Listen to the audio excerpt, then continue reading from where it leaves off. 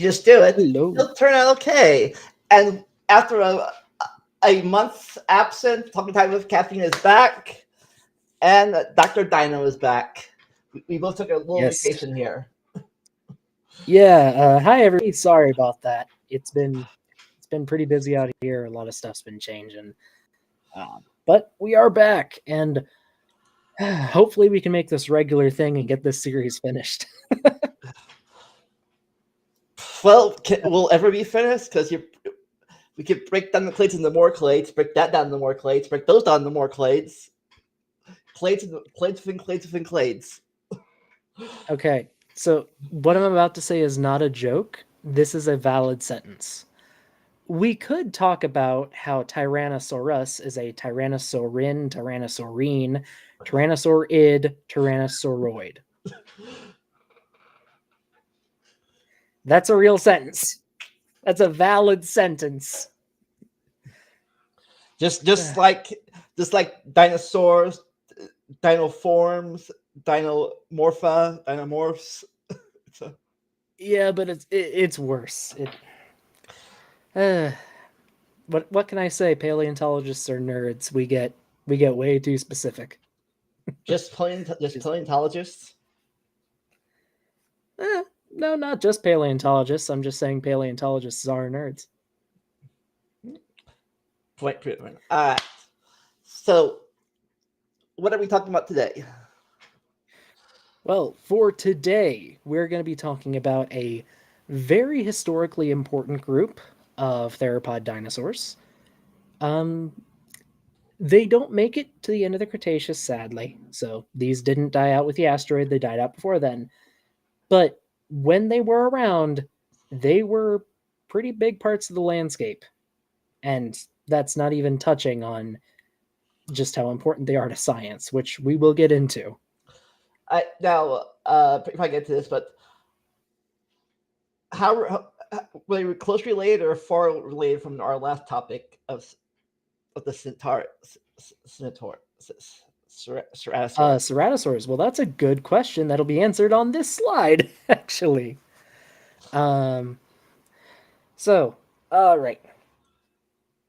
As always with these streams, we're going to start with a hopefully super quick review. Dinosaurs split into groups. Theropods, 2 legs, eat meat, usually. You know what those are. As for Megalosaurs in particular, they are one group in from our last topic, the Ceratosaurs,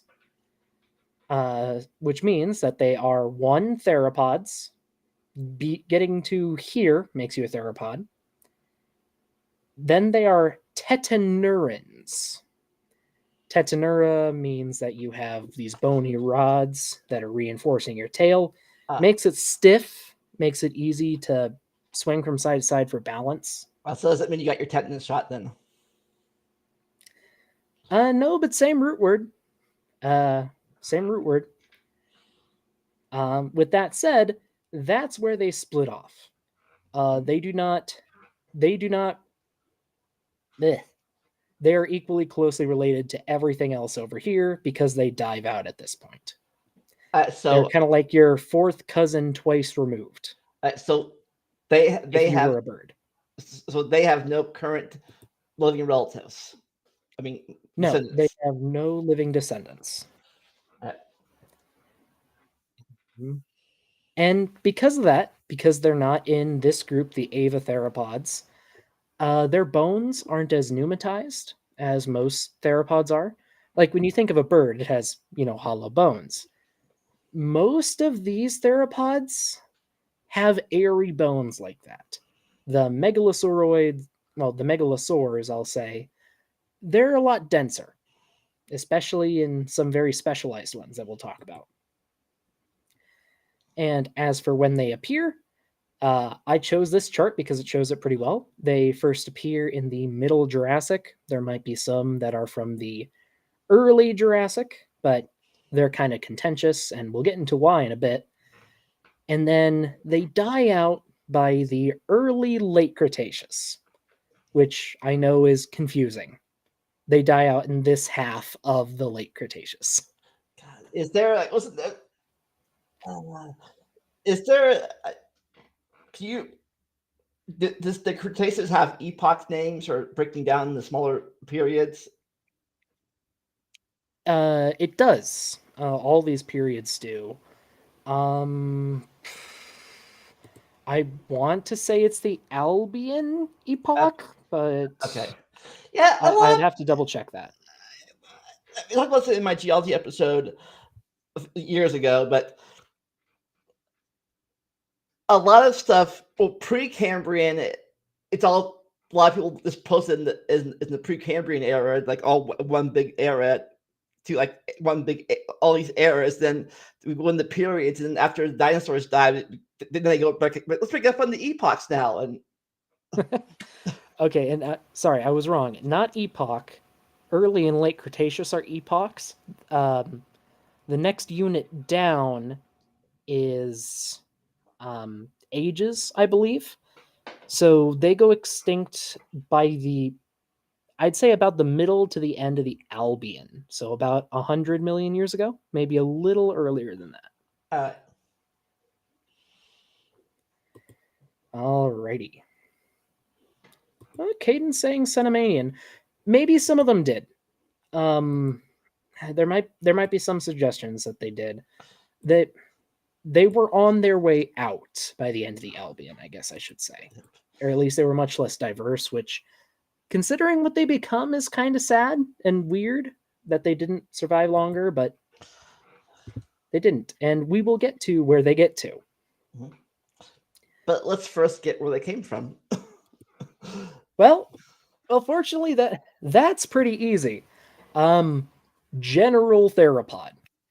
Like with everything in paleontology, the farther back in time you go, the more everything looks the same. So they start out pretty basic, but before we get to the first ones, let's just give a quick overview for anyone who's curious. Oh, and would you mind putting us below the presentation? I can only put it was there or put it beside. Oh, For some reason, we used to put, I used to put it below. For some reason, Restream was like, you know what? No, we're not doing that anymore. You get the side smaller, or you get in the middle of it. So, that's weird. Oh, and as always, folks, if the artist credit is not in the image itself, it will be up here. We will put links to the presentation in the description. So if you want to see any of this art for yourself, just check the description, check the presentation, click on the link. Yeah, there's going to be a lot of good art in this one because this group gets a lot of art. It also gets there's a lot about them on Wikipedia that's actually pretty accurate and really good. So there's going to be more Wikipedia links than usual. Anyway, and I assure you, I did not just research Wikipedia. I read papers, but there's a lot of good stuff on Wikipedia. So, what are megalosaurs? Just a quick, broad overview before we get too deep into it. Well, megalosaurs are, generally speaking, small to mid-sized theropods from the Jurassic and Cretaceous periods. By small to mid-size, I mean they typically range between 10 to 15 feet long and up to 25 feet long, with a few exceptions, especially in a later group we'll get to. Megalosaurs are found all over the world. We have at least scraps of them on, I think, every continent except Antarctica. And that's probably just because we haven't explored there too much yet. Because ice. And what's special about them is they seem to be some of the first heavy-bodied big theropods. And what I mean by that is a lot of the early theropods are really small or they're really lightly built even when they get big. Megalosaurs are the megalosaur body. Let's say a 20-foot long one would probably weigh about 1.5 tons, when for earlier theropods, it might be more like 800 pounds. Like they get heavy, they get chunky, they get strong. And by the end of the Jurassic, they become the apex predators of at least one of the continents, if not more. And then they get weird in the Cretaceous. So are these Gondwans or the other one? Gondwanan, both. They, I think it's more Laurasian, but there's plenty in Gondwana as well. So they're kind of just everywhere. So they were their clade came before the big split then? The group appeared before then, yeah. But honestly, it seems to be more just with it seems to more so just be that at least with the basic megalosaurs, they were really good generalists, so they could fit into a lot of different environments. Kind of like how canines are today. Like there's a canine on every continent except Antarctica. These guys are kind of the same way. But Antarctica was warmer in their day, so they might have gotten there too. So there's no one has a pet dog in Antarctica.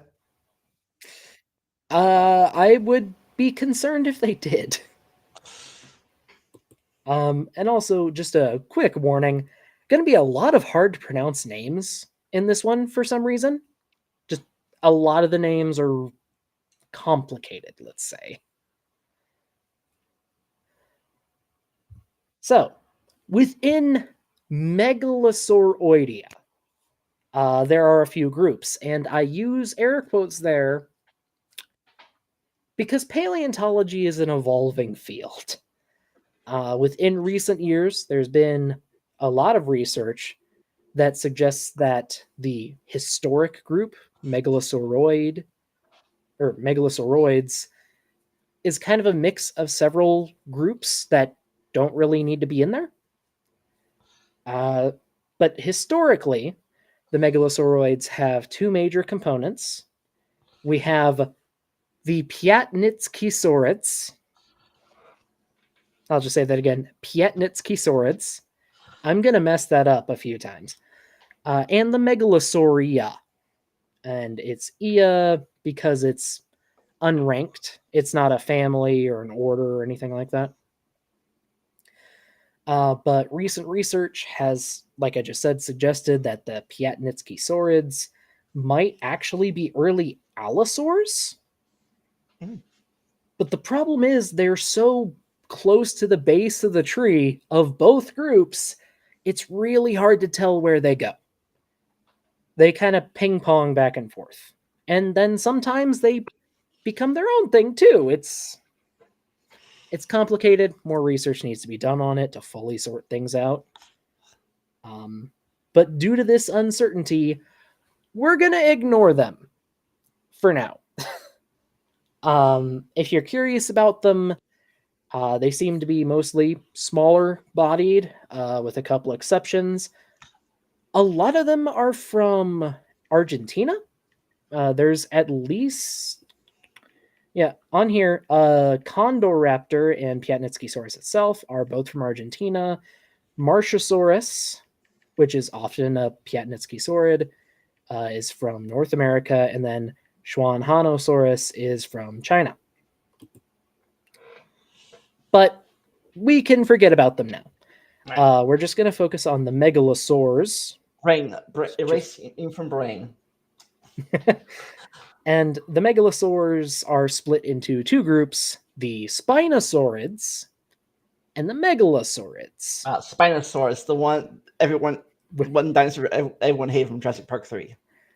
Oh, there's going to be a lot to say about Spinosaurus. But we're going to meet the Megalosaurids first. Right. And it's only because they came first, for sure. Or appeared first, for sure. In the geological history, or they're not the first one that got discovered in the modern times? Both. Oh, right. And I do want to shout out some of the stuff I show just because it's really good art. This is a model of Torvosaurus done by Jagged Fang Designs. They do a lot of stuff for games, and they do beautiful stuff. I think this is based on a secretary bird, but I could be wrong. And then this is a Suchomimus from Jurassic World Evolution, which it's actually probably one of the best renditions of Suchomimus I've ever seen. It's from a Jurassic World property. As for this diagram, here we have a bunch of skulls of Megalosaurids. And when you look at them side by side like this, you start to notice a few things. Like, basically all the Megalosaurid skulls we have, they're all really long and low. And by really long and low, I mean they are at least 3 times as long as they are tall, which is extreme, even among just considering other theropods. And they usually have a nose.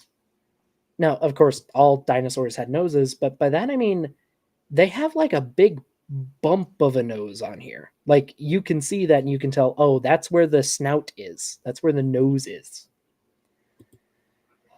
Which isn't as common in theropods as you'd think. Most of them have a much more rounded nose. And then within Megalosauridae, so the family of Megalosaurids, there are 3 different groups, though sometimes these move around too. There are the Afrovenatorinae, which are pretty widespread. They're found kind of everywhere. And a lot of them are really lightly built. So these are the faster ones in the group. Okay, are all of these carnivores or some of these on the herbivore side? All of them are carnivores. Okay. As far as we know, there are no herbivorous megalosaur. Just megalosaurs. They're all carnivores as far as we know. Right. The second group are the Eustreptospondylinae. How many syllables is that? Say that again. 7 syllables. Too many. Eustreptospondylinae. And they are represented on this chart by this little guy over here. And Eustreptospondylus is kind of small. And I say kinda, it's a little below average for a megalosaur. It's not like a dwarf, but it's small. And it has a really long face. Like Eustreptospondylus pushing past the 3-to-1 ratio. It's long. It's weirdly long. And it has a weirdly long premaxilla, which is this bone at the very front of the skull. That might be important later. And lastly are the Megalosaurines. So these are all the ones that are super closely related to Megalosaurus. These ones are mostly from the northern continents, and these are the ones that get big. And I do mean big. It's the name Mega. Well, for the time it was mega. But for our first actual dinosaur, so we're out of the categories now, we are into dinosaurs. This is Afrovenator abacensis, the African hunter of the Abaca region, which is an area in I think it's Niger. In northern Africa, the Abaca region. Also, Caden is saying that the screen is super blurry. That's odd. Is it there now or not? Not sure. Let me check on my channel. If YouTube would let me just watch it. YouTube.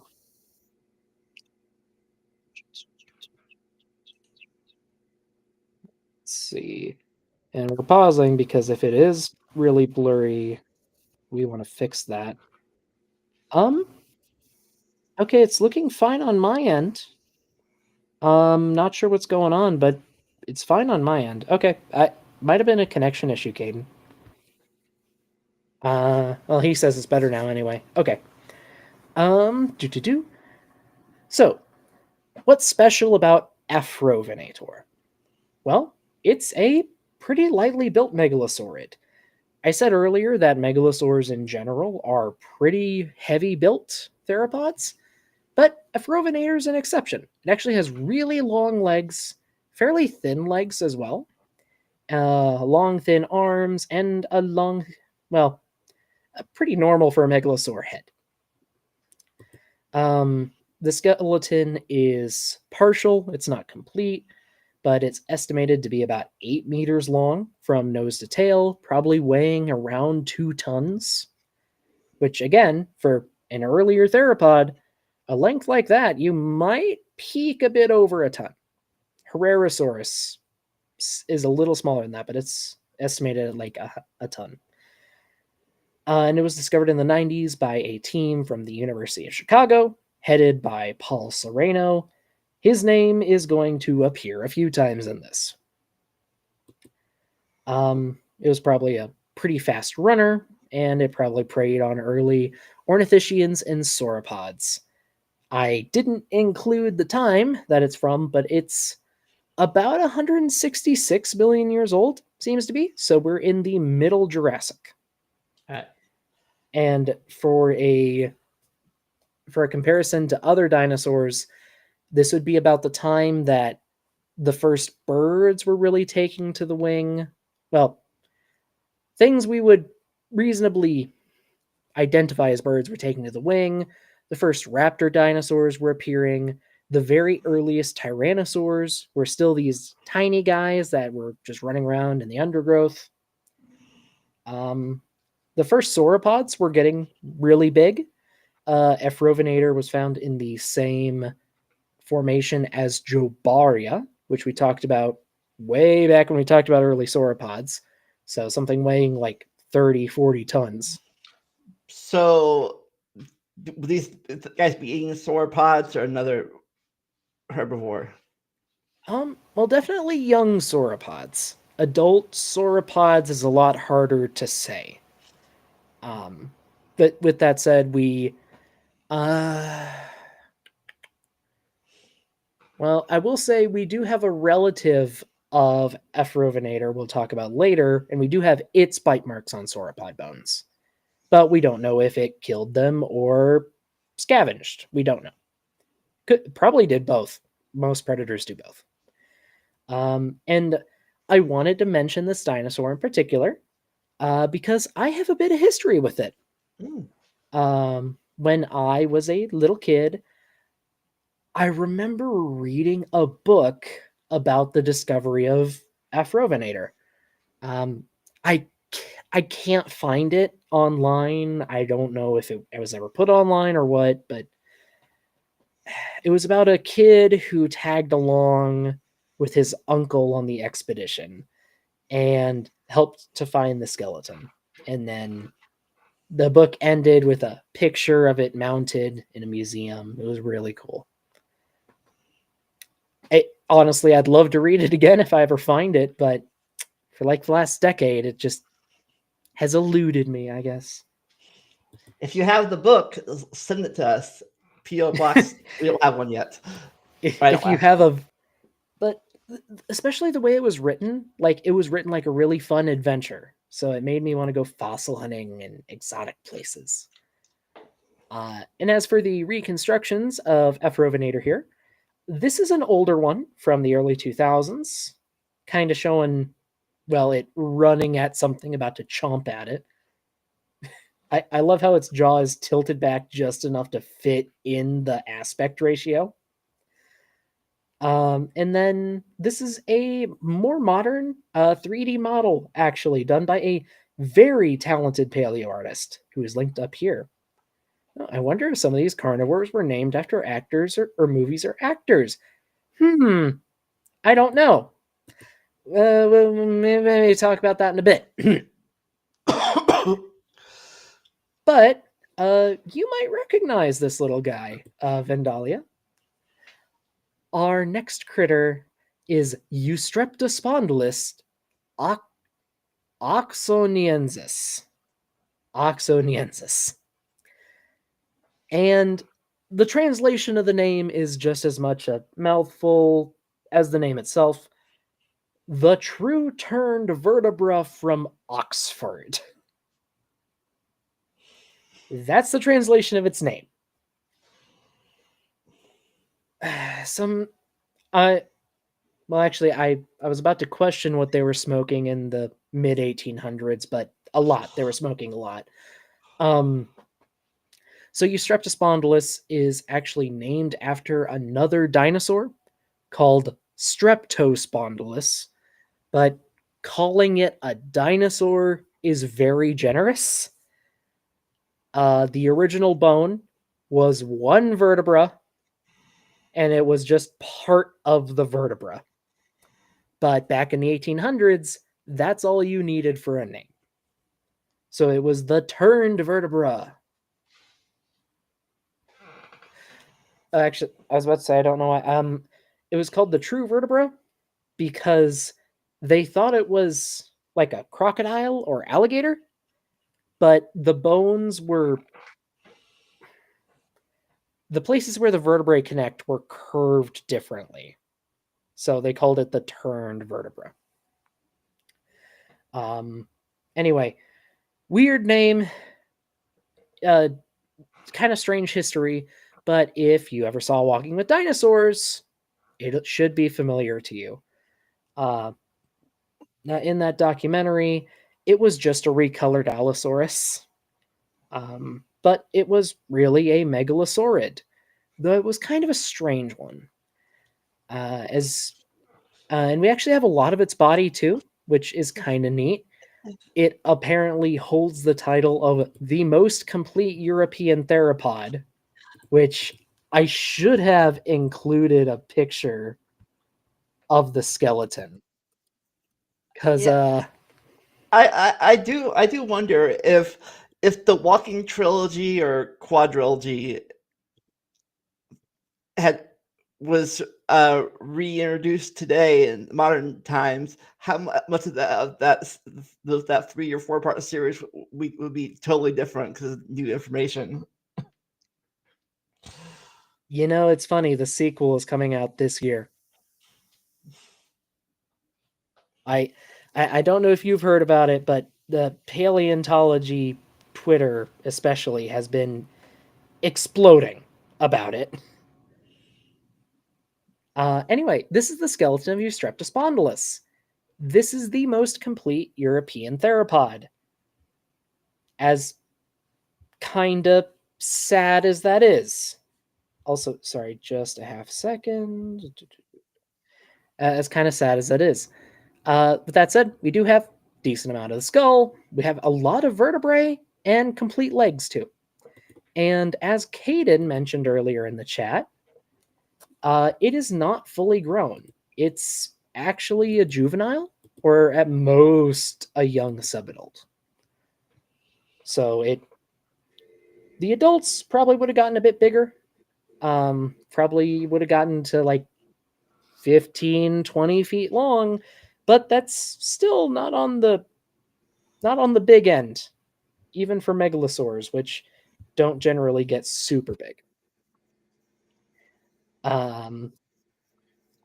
Anyway, the length of the skull, and in particular the length of the end of the skull, has led some scientists to suggest it might have been partially piscivorous, might have partly been a fish eater, or at least a shoreline hunter or scavenger. Mm-hmm. An also notable thing about it is that it was discovered in ocean sediments. It wasn't discovered in a land deposit. Now, there have been a few ideas proposed for why that would be. Some suggest it might have been a really good swimmer, possibly swimming between the islands that made up Europea. Wow, that made up Europe at the time. But we're not sure. But I'm pretty sure we can say it didn't die in any global flood.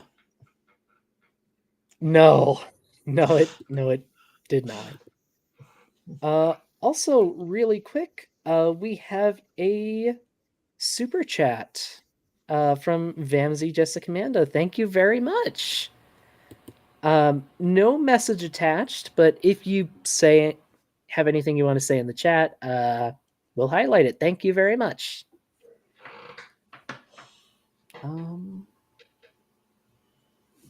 Right. But I think that's about all for Eustreptospondylus. Oh wow, Caden! I have no idea why you would say something like that. Don't put that on screen. Don't put that on screen. Caden, quit skipping ahead in the presentation, Caden.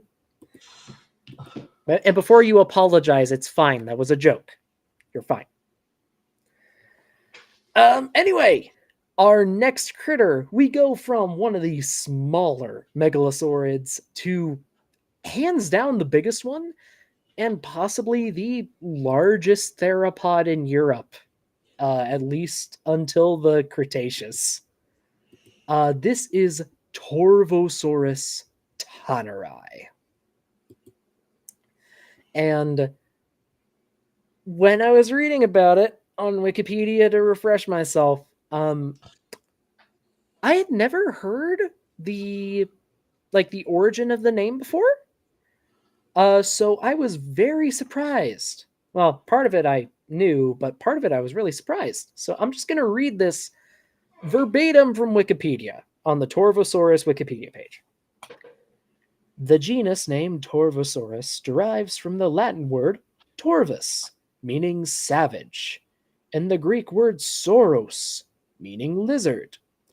The specific name tanneri is named after the first counselor in the first presidency of the Church of Jesus Christ of Latter-day Saints, Nathan Eldon Tanner.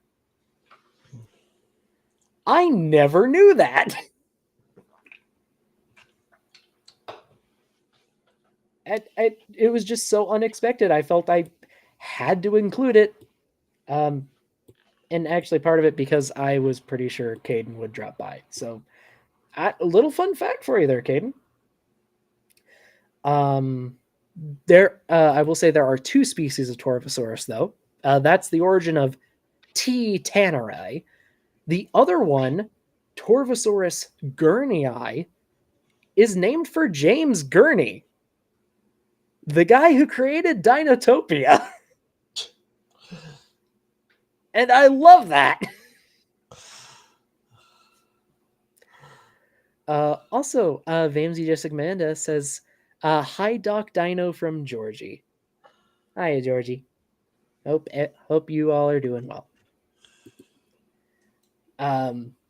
Anyway, for Torvosaurus itself, it was first found in the Morrison Formation in North America, but it has since been found in Europe and possibly in Africa. This is attributed to a few teeth from Africa and a possible shin bone that might also be an Allosaurus. So it's really hard to tell. It's really not a very diagnostic bone for theropods. What? Unless you're like a tyrannosaur, but they're weird.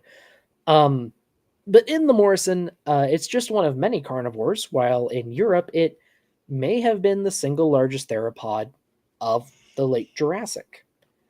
T. gurnii, we only have a few pieces of it, but what we do have is massive. And you can see the size difference here. This little one is based on Torvosaurus tanneri. The big one is after gurnii. Like, it is remarkably more massive. And this is a character from a video game here for scale, but I mean, it fits. And then a 2-meter scale bar. But anyway, it might have reached up to 40 feet long. That is T-Rex size. Probably not as heavy, but in length, that's about as big as most theropod dinosaurs get. With maybe one exception. And also, kind of befitting being named after the creator of Dinotopia, Torvosaurus gurnii in particular has a lot of really great depictions across different pieces of media. This is one of my favorites from a documentary I've mentioned before, Dinosaur Revolution. They basically took a tiger and tinted it red, but it works really well. It's really cool. And in the documentary, it has a really great roar. I'd play a segment of it, but the music would probably get us copyright struck. So, sadly. Oh, and one other really neat thing I did want to include. Apparently, we have a clutch of eggs from Torvosaurus gurnii, or at least a megalosaur that was a lot like it. These were found in Portugal. There are a few fossil sites there that are really famous for their fossils. And it's the same age as the Morrison Formation in North America, and about as productive too. And there is a nest in Portugal, and the embryos inside have bones that look almost exactly like a Torvosaurus, just shrunken down. It's kind of cool.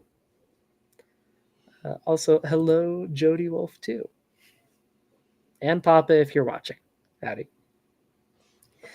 Anyway, that is Torvosaurus, and it's time to go from the biggest megalosaur to the biggest name in megalosaurs, namely Megalosaurus itself. Megalosaurus bucklandi. This was the first dinosaur, meaning it was the first one to be given an official name in a scientific publication. And the bottom one is what they thought it looked like at first? Yes. This is what we thought Megalosaurus looked like at the time. There was enough to identify it as a big lizard, hence the name. But it had weird features. We had the hip, and actually up here you can see the bones in white are what we had at the time.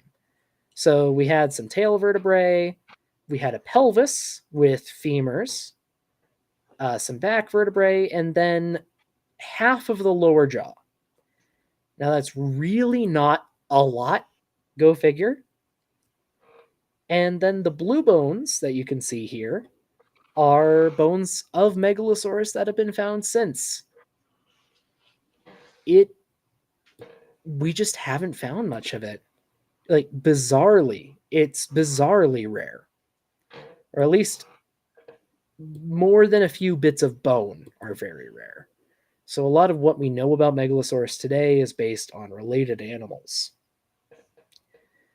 But there were enough identifiable features that Sir Richard Owen in 1842 used Megalosaurus, Iguanodon, and a dinosaur called Hylaeosaurus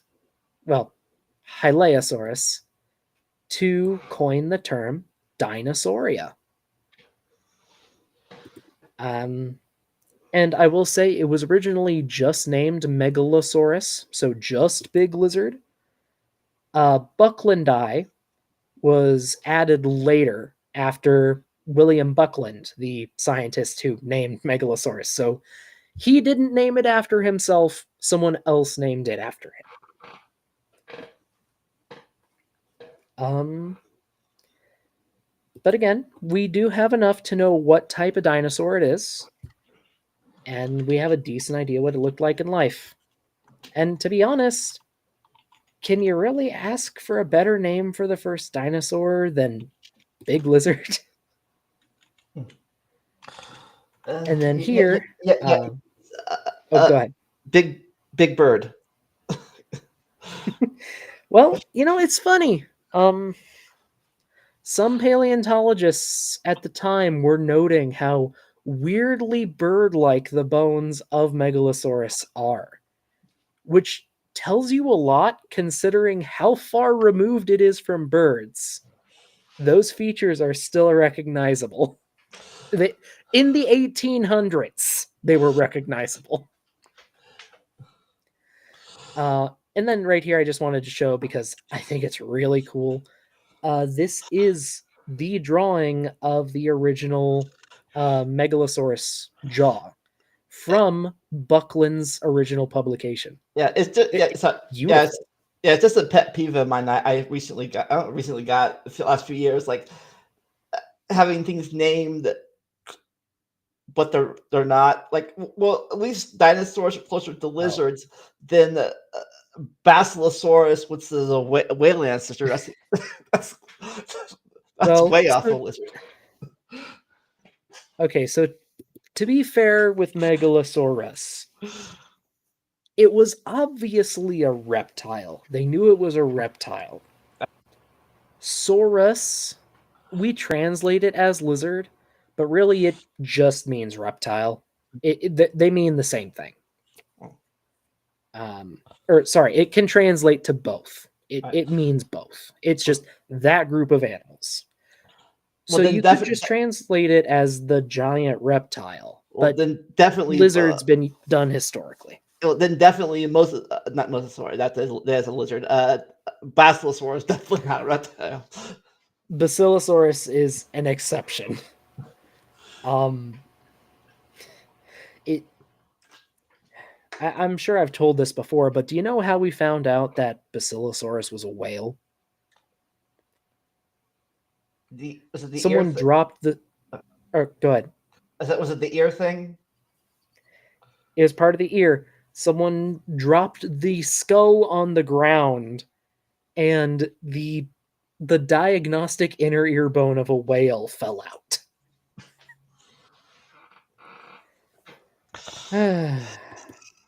But unfortunately, first name first come. Yes. And it's funny. At the time, after it was determined to be a whale, Sir Richard Owen, who again named Dinosauria, he wanted to call it Zeuglodon. I think I'll stick with Basilosaurus.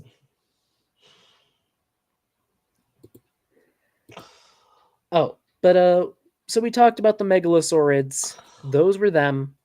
The last ones are in the late Jurassic. Torvosaurus is actually one of the last ones. Megalosaurus was about 170 million years old, so it's actually kind of early.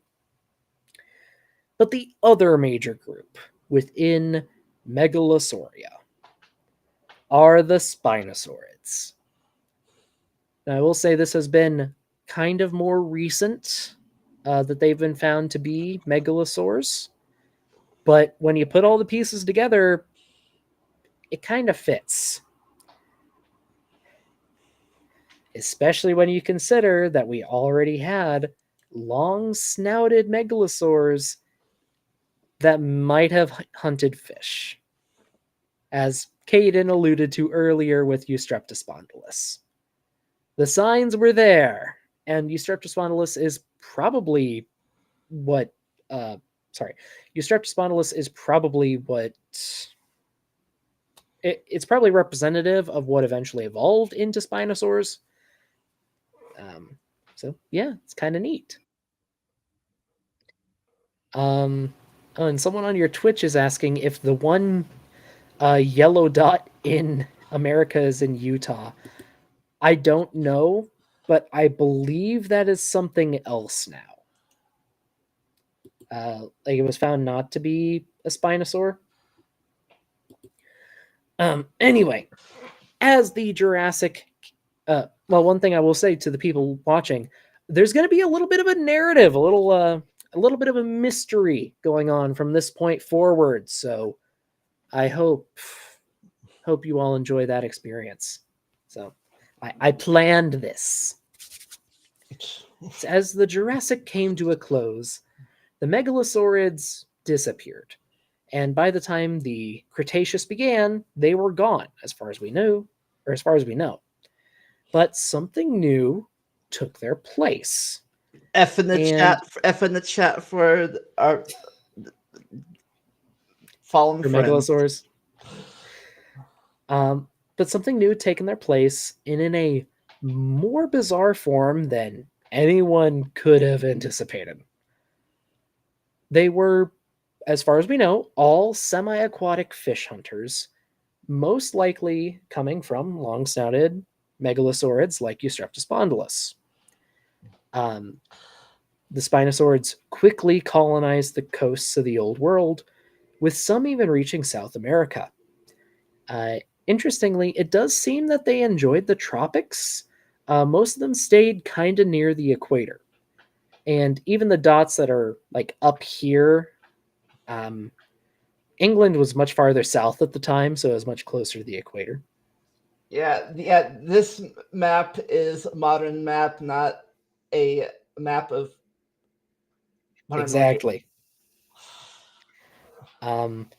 Now, whenever we come to a new group in these streams, I try to give examples of the things that set them apart from other theropods or from other related animals. With Spinosaurids, it's kind of everything. Just them. And I'm going to quickly move on.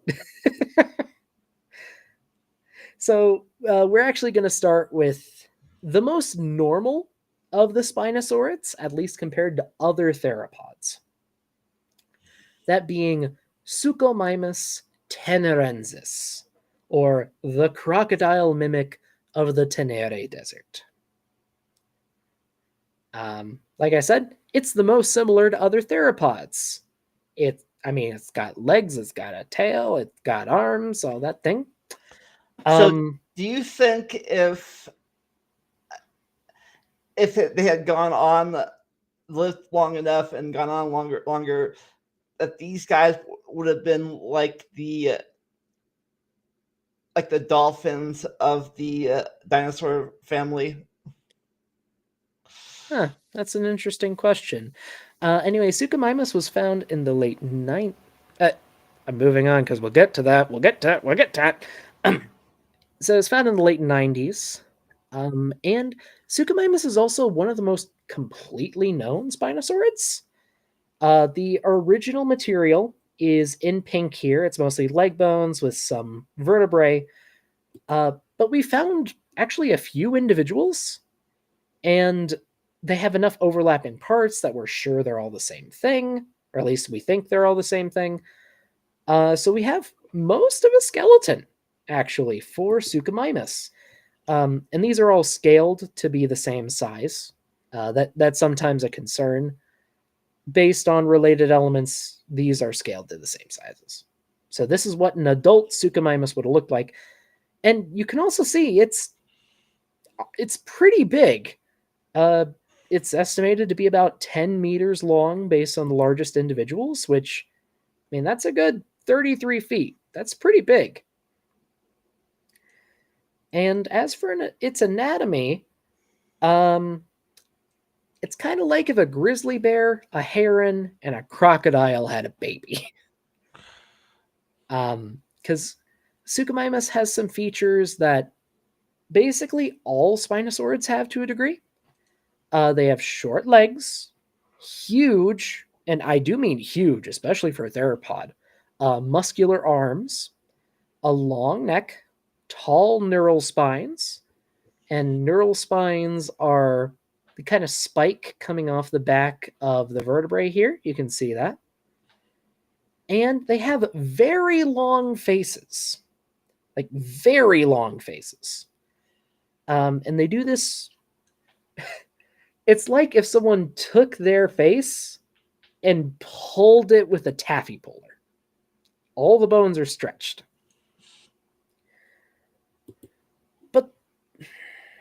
But the weird thing is, because Suchomimus is the most normal Spinosaurid, like if you look at it, oh, yeah, that's a meat-eating dinosaur. It just has a long face. It being the most normal, makes it the oddball within Spinosaurids. At least from what we know of at the moment on April 5th, 2025. It is weird because it is more normal than its relatives. As for our next Spinosaurid, we have Baryonyx walkeri, or Walker's heavy claw. And really quick, Eddie McCoy's asking why the skeleton's multicolored there. So the different colors show different animals, like different specimens. Like I said, this is a composite of, I think, about 4 or 5 different skeletons, all resized and then put together. So, like, the pink stuff is what was originally found. The blue stuff was found nearby from the same species. And orange is other stuff, or from other skeletons that were less complete. Anyway, so Baryonyx, the heavy claw. So I'm going to emphasize this point. Baryonyx is one of the first named Spinosaurids, and it's still one of the most complete. Baryonyx was described in 1986. The group Spinosauridae has been around since the early 1900s. Interesting. It was discovered in southern England, which, again, was much farther south at the time, so it would have been much closer to the equator. And it was found with both fish scales and bones from a juvenile iguanodont in its stomach.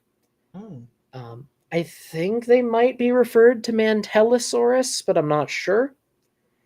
And we don't know if it hunted the iguanodont or if it scavenged it, but it does show that Spinosaurids didn't just eat fish. They ate land meat too. And Baryonyx is named for a feature that's common to many Spinosaurids. A lot of them have a massive claw on the first finger. Like, all their claws are big. The first one is disproportionately huge. Just a weird feature that they all share. And another odd thing that's more about its environment than Baryonyx itself, it shared its environment with 2 other Spinosaurids. They all lived side by side at the same time, as far as we can tell. Those being Riparovenator and Ceratoseucops. I think those are both pretty cool names. So, like, each one had their own little niche they stayed on, so they didn't compete. I don't know, to be honest with you. And I do want to highlight, for all of these Spinosaurids, drawing of the skeleton is going to be in the top right corner. And I'd encourage people to pay attention to what parts we have preserved and what parts we don't. And then here for the art piece for this part, I had to include it. This is a comparison between a real Baryonyx and the one that was shown in Jurassic World Fallen Kingdom. See, the funny thing is, they already had a stunning, a beautiful design in the concept art, and then somewhere between that and the movie airing, it changed to a monstrosity, and I hate it. In my opinion, it's the single worst design in the sequel trilogy, but that's just me. Anyway, our next one is called Irritator Challengeri. And I'll just say that again. Irritator Challengeri. I'm not translating that. Onto a more fragmentary member of this family. This animal has actually kind of an interesting history. It was originally collected and sold by fossil poachers in the late 90s. The original specimen is just the back half of a head, missing the nose.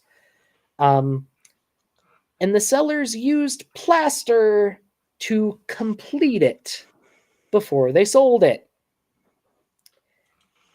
Apparently, it was such a terrible mess that was so frustrating to fix. This animal's species was named for the inconvenience. That said, once it was finally freed from its plaster prison, Irritator has been a wealth of information about Spinosaurids. The skull material we have is amazingly well preserved. It's from a formation called the Romualdo Formation, which is known for its spectacular preservation. And it was so well preserved, there are still papers coming out that are analyzing Irritator, just that part of the skull. Like in 2023, we learned it had a hypermobile jaw hinge, which would let its jaws tilt outward, probably to let it eat larger prey. It's a really cool adaptation that we see in a lot of fish-eating animals, and it's so well preserved. We have evidence of it. As for this diagram up here, what is confidently Irritator is this green part of the skull up here. The other colored bones are Spinosaurid bones from the same formation that might be Irritator or they might be something else. We're not sure. Just because we have no overlapping material. With that said, we do have a tip of a nose that is often referred to Irritator. We have a pelvis, which is actually pretty complete. Some bits and bobs of the limbs, and some tail vertebrae. With that said, all of the vertebrae do show that it would have had a really tall, sail-like back. If this is Irritator, which it probably is, but we can't say for sure. Sydney has a question. No,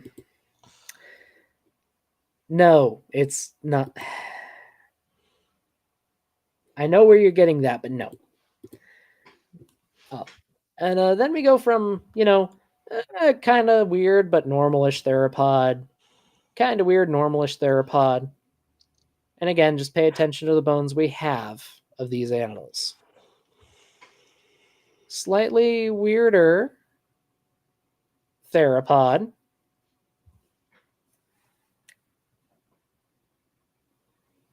And then we get this.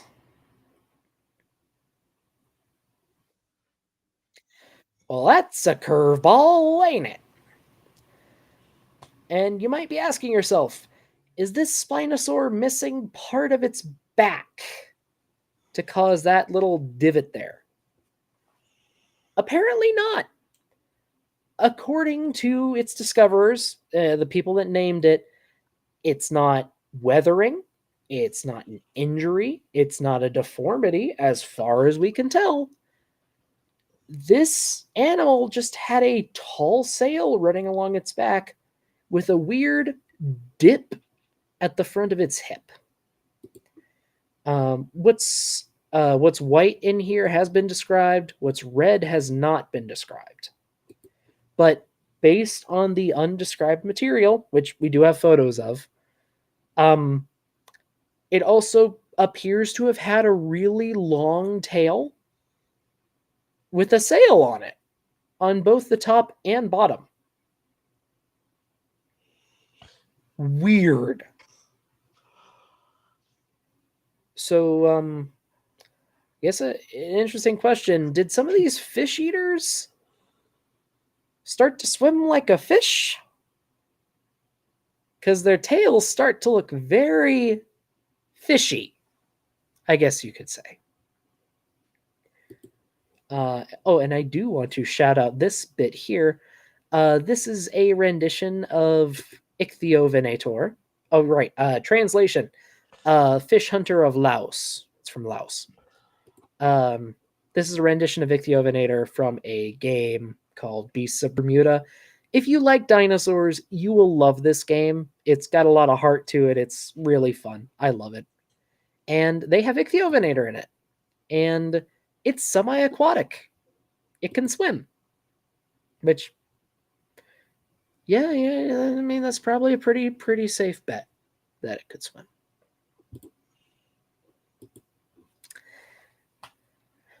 And here's where the pieces start to come together. Or at least they will soon. It's time to talk about the namesake of the group, Spinosaurus aegyptigus, the spined lizard from Egypt. And The original pharaoh. Maybe. And one thing I will say is if you love dinosaurs, if you know anything about Spinosaurus, I would like you to remove that from your mind. Cast yourself back to 1912 when this thing was first discovered. All the dinosaurs are walking like this, like you can see in this illustration here. They're weird, they're slow, they're standing upright. This is that's what dinosaurs look like. Basically look like Godzilla without the thing on his back. Oh, where'd I pointed that out? But we're going back then. And to start us off, again, we have to go back to 1912, when some very weird bones are discovered in the Egyptian desert. There are long jaws with teeth like a crocodile. There are these deep, wide-set ribs. And by that I mean, like, the body would look like this, almost kind of circular or a really fat oval, which is really weird for theropods. Most of them are much skinnier. There are vertebrae with some just absurdly massive neural spines on the back. Like, these are really well drawn. This is the base of the vertebrae. This is the spine coming off the back. And all of these bones, they're coming out of the same dig site. All from the same animal. What is this? Well, 3 years later, the German paleontologist Ernst Stromer named it. He named it Spinosaurus aegyptigus because of the spines and, well, because it's from Egypt. And the fossils went on display at the Munich Museum of Paleontology. And, I mean, we had enough to know it's a theropod dinosaur. Don't know what kind, but it probably ate meat, right? Like, weird face, but okay. Unfortunate. Okay, for some reason the chat is wigging out for me. Can you hear me? Yeah. Huh. Well, it looks like the chat's down. That's weird. Anyway, Ernst Stromer named it. We knew it was a theropod. We knew it ate meat. But unfortunately, time marches on. Here, just a second. That's okay. I might do something that I got a bot in chat, so I. Oh, yeah, that could. I mean, would that brick it or? I'll try to block.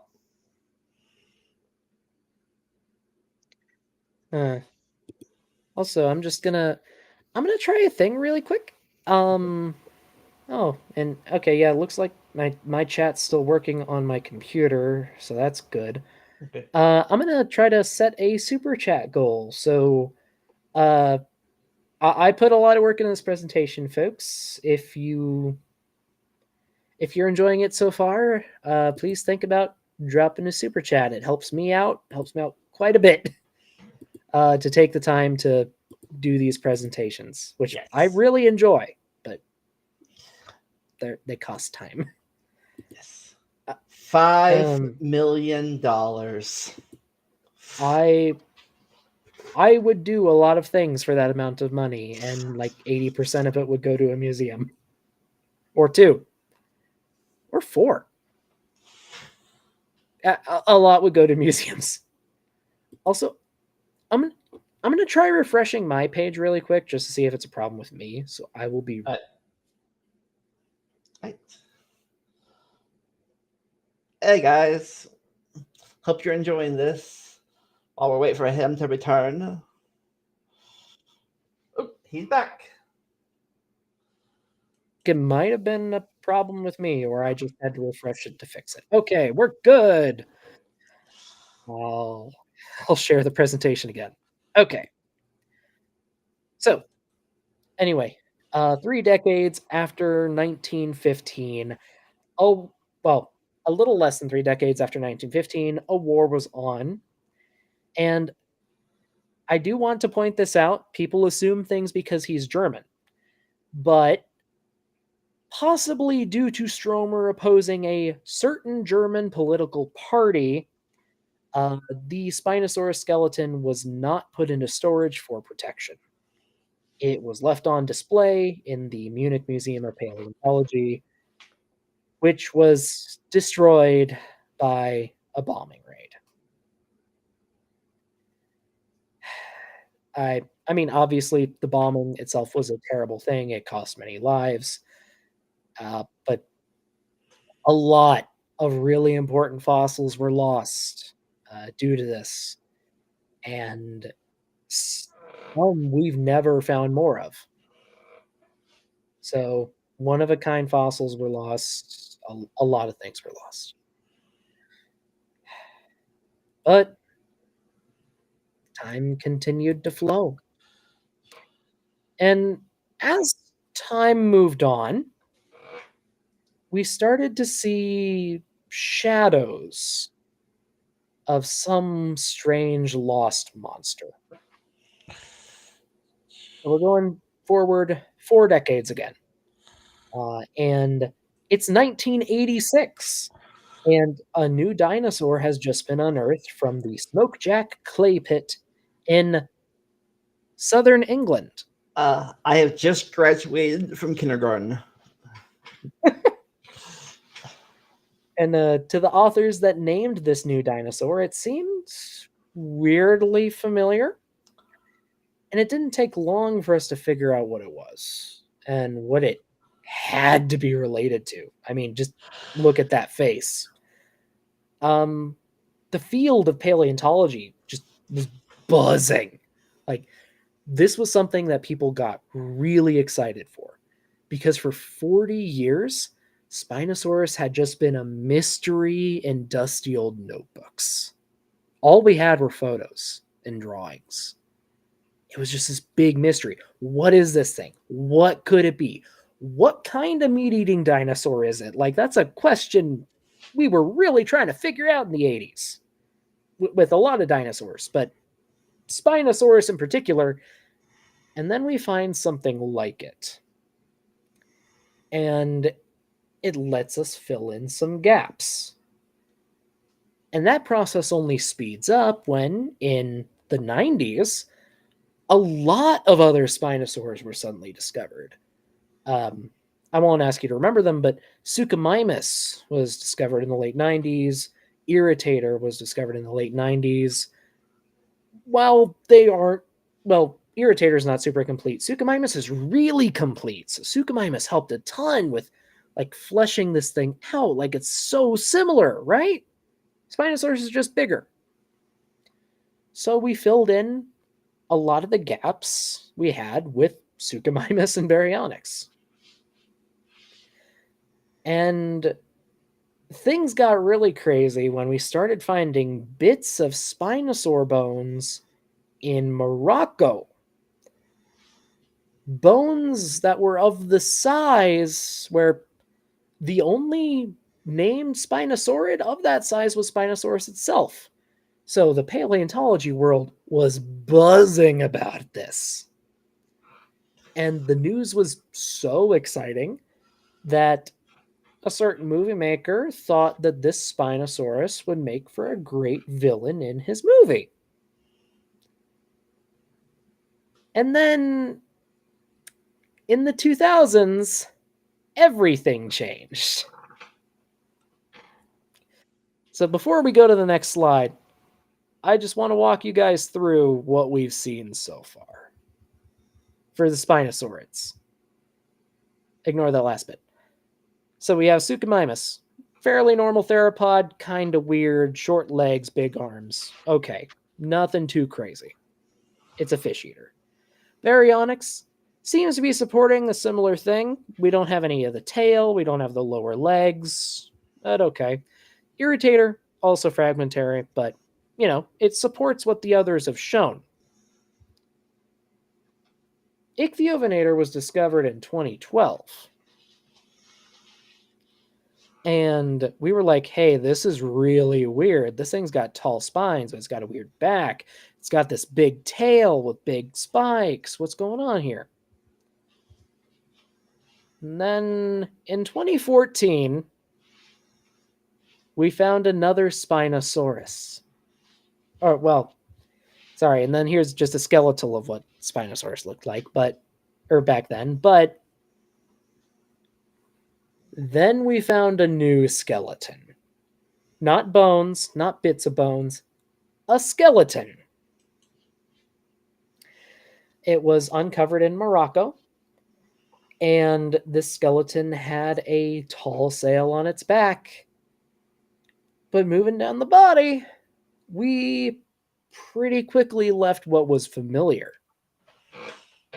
It had a long neck with a crest on its head, which is kind of neat, kind of cool to know. It had a long torso that was short and deep, which is weird for a theropod, but kind of shaped like a ship, shaped like a boat, weirdly enough. It had a weirdly small pelvis and a pair of really tiny legs, both of which were super unexpected. And I didn't list it here, but the torso itself is really long, even compared to other Spinosaurids that we know of. It's just a really long, boat-shaped torso, tiny legs. But it's all from one individual. These were found in articulation. It's one animal. And it's not fully grown, but it's at least a subadult. So if it was like deformed or something, it's pretty unlikely it would have gotten to this age. Also, I have been informed I am being rated. Oh dear. Hello, Mark and others. Hello. Hope y'all are doing well. Thank you. Thank you for the raid, sir. Anyway, all this taken into account, and I will also note we have basically everything in front of the hips, but nothing behind. It looks really front heavy. So if it was supposed to stay upright like other theropods, you'd have to have a huge tail, but no theropod has a tail big enough to make this work bipedally. At least none that we know of. And because we got a question about it, let me start with this. These are the skeletons of Spinosaurus throughout the ages. So here we have the original one by Stromer. We have a pretty classic 90s one after the discovery of baryonyx. These are the original bones put onto that body plan. And then this is what was found and published in 2014. And it's multicolored because it's combining bones from different skeletons, all resized to be the same size. We have red here is the new stuff. So everything in red we didn't know. And it turns out what we didn't know were the weirdest parts of Spinosaurus. And then a new paper came out in 2020. Everything changed again.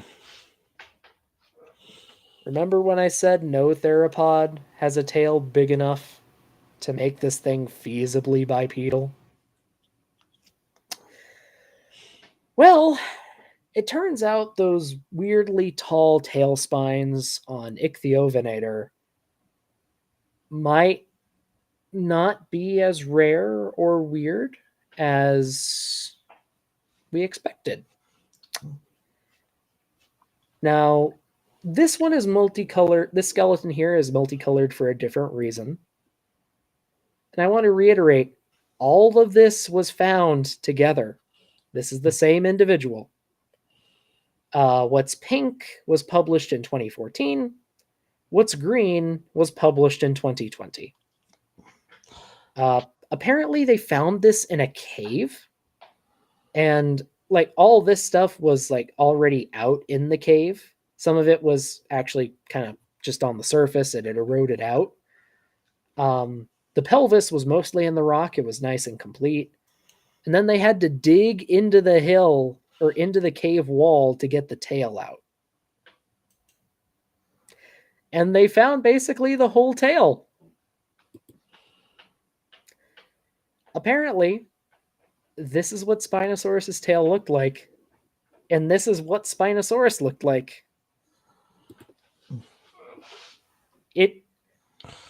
For reference, it took over 100 years for us to figure out what Spinosaurus looked like. Paleontologists ended their careers not knowing what it looked like. Paleontologists were born, learned about dinosaurs, learned about Spinosaurus, started their career, and ended their career before Spinosaurus, I'm not going to say was solved, but before we figured out what it was, what it looked like. And, what do you know? Spinosaurus, it could walk on two legs.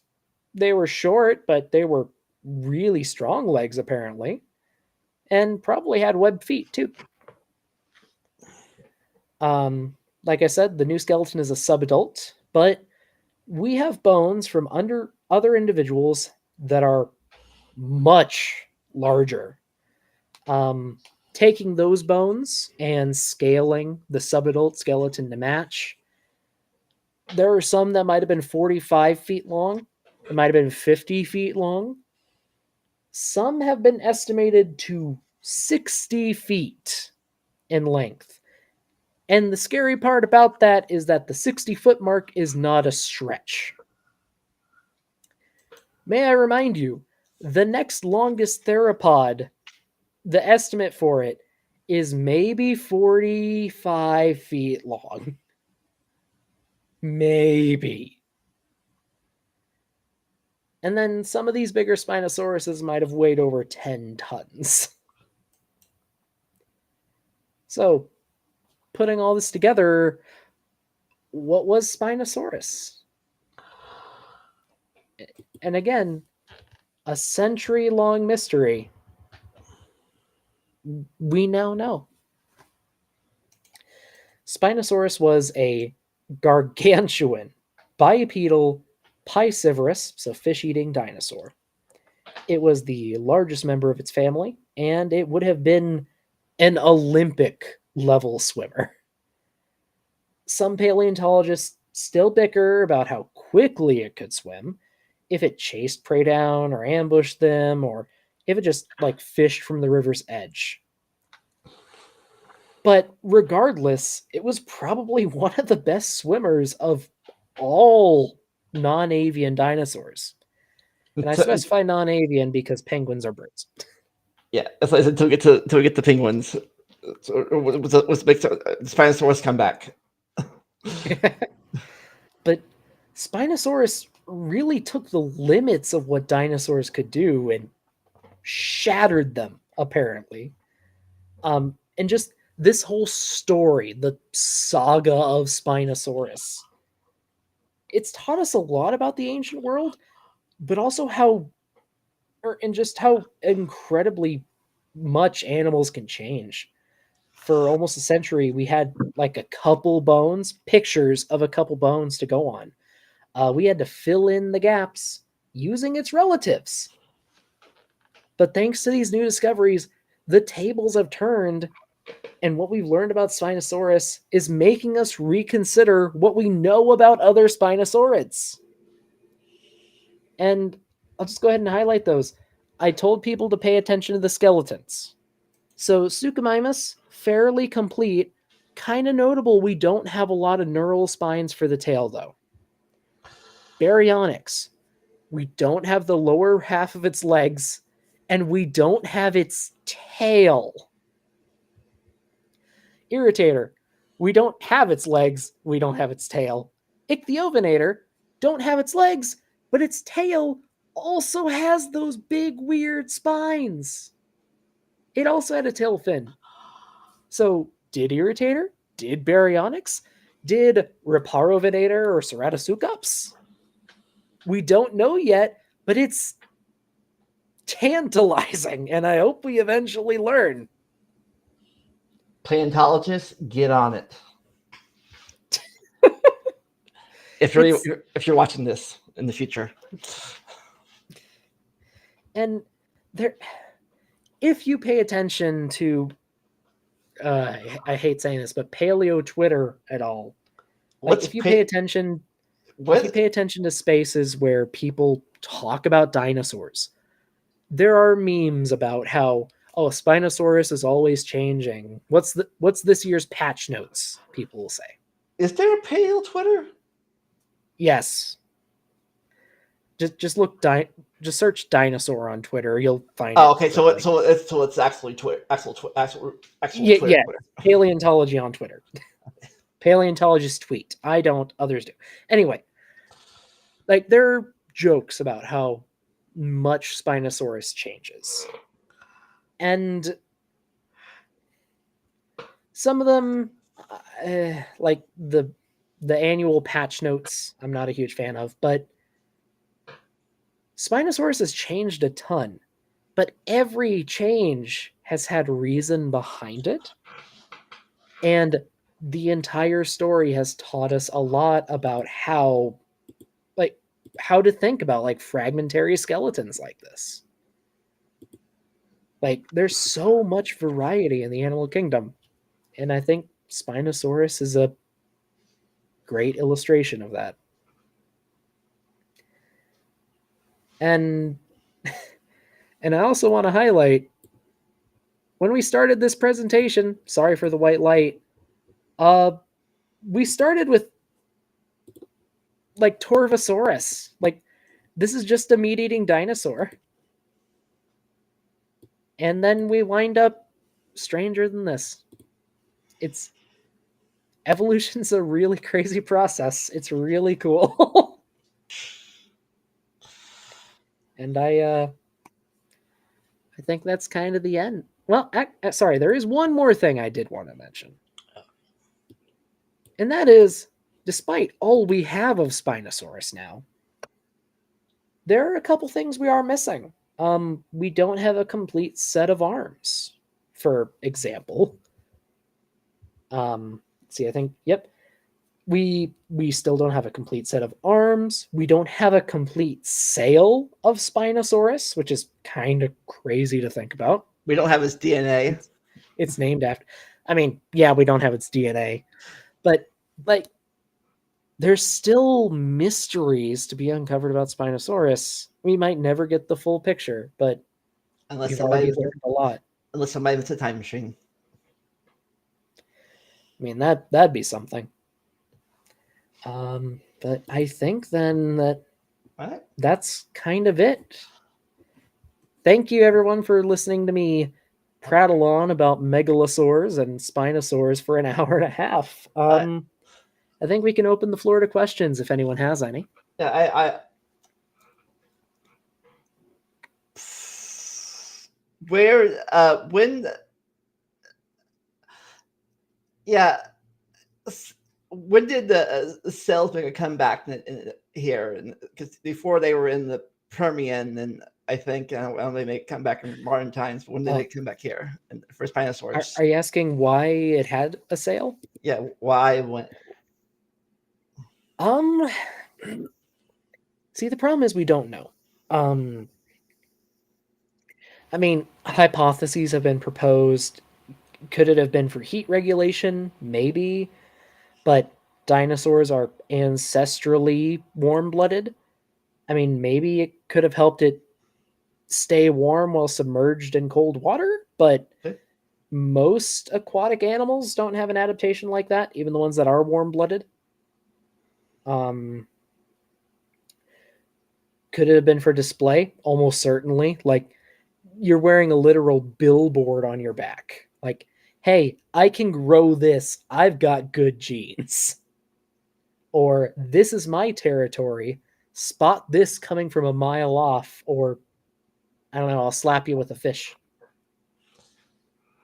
So did people ever confuse these with Dimetrodons at all? So they both have in the past. Yeah, they do. And it doesn't help that a lot of people still think Dimetrodon is a dinosaur.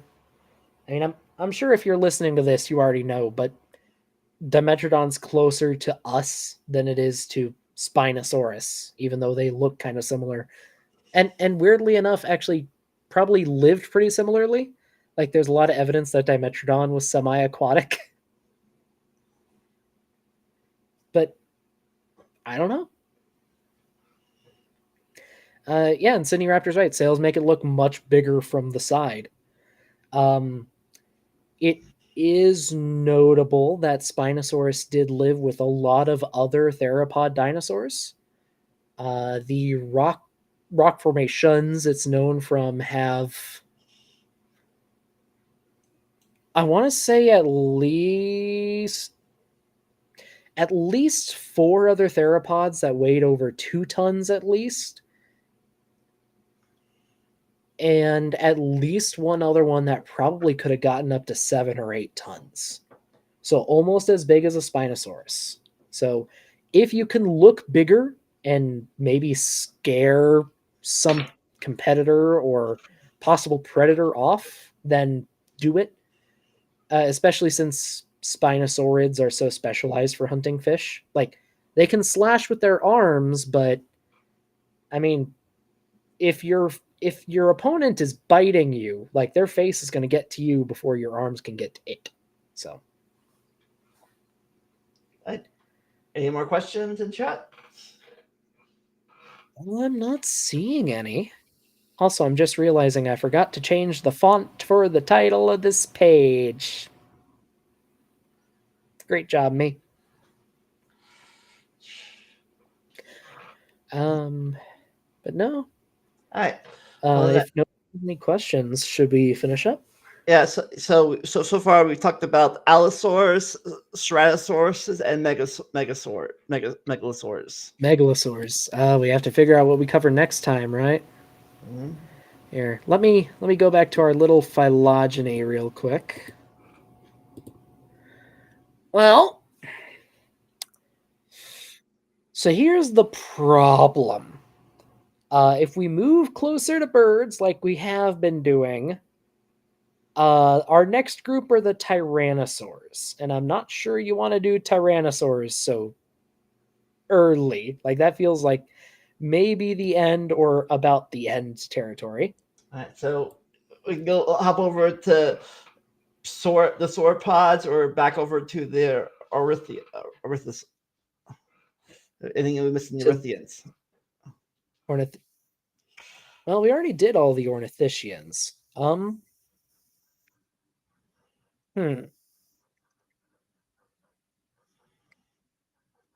I mean, We could. Oh, it's kind of tough. It's kind of tough. Somebody wants. Sydney Raptor says Raptors. Oh dear. That's even closer than Tyrannosaurus. That's even closer than Tyrannosaurus.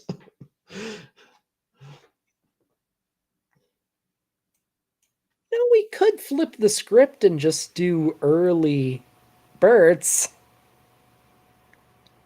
Like the origins of birds, not getting into where they eventually end up. Alright.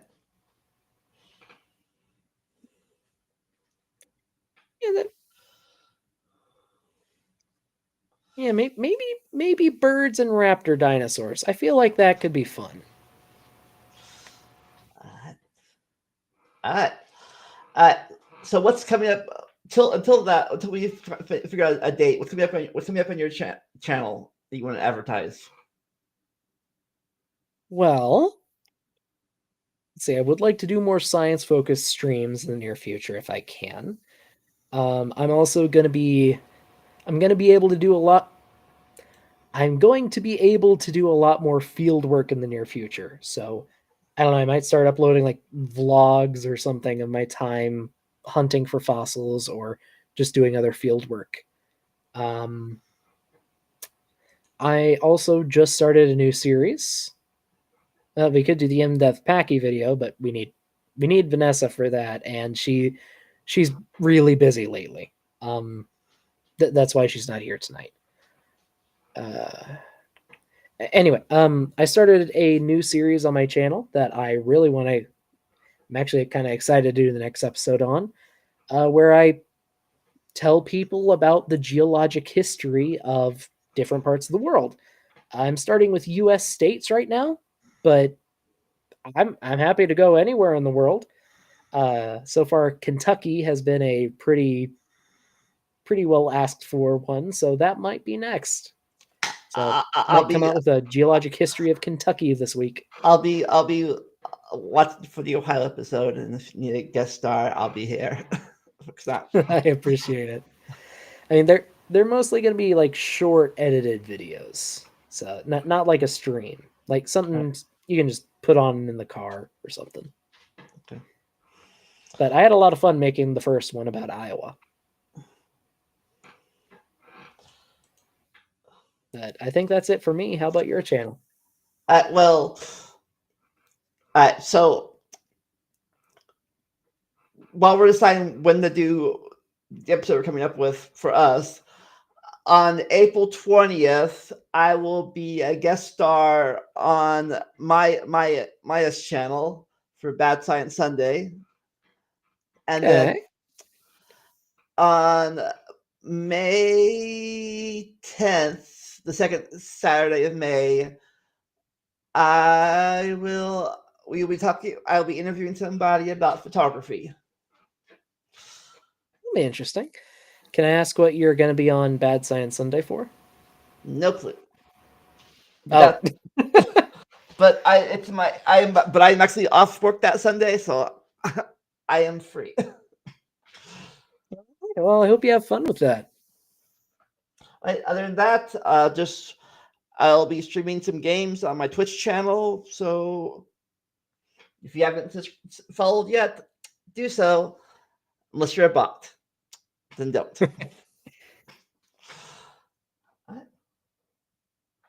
See you, folks. As I always say, enjoy the randomness. Never stop learning. Bye. Hey, thanks for watching my podcast or Let's Play. If you want to help support my channel, you can make a monthly or yearly pledge on Patreon, or just a one-time donation on Vimeo, PayPal, or Cash App. For those looking for something to wear, we have some shirts, hats, and other stylish things in our merch store. If you enjoy gaming, you can always follow and sub to me on Twitch. For those who don't want to give money, I have an Amazon and Steam wish list who would help the channel out. And of course, just liking, leaving a comment, and sharing this video helps more than you can imagine. And always remember to never stop learning and enjoy the randomness.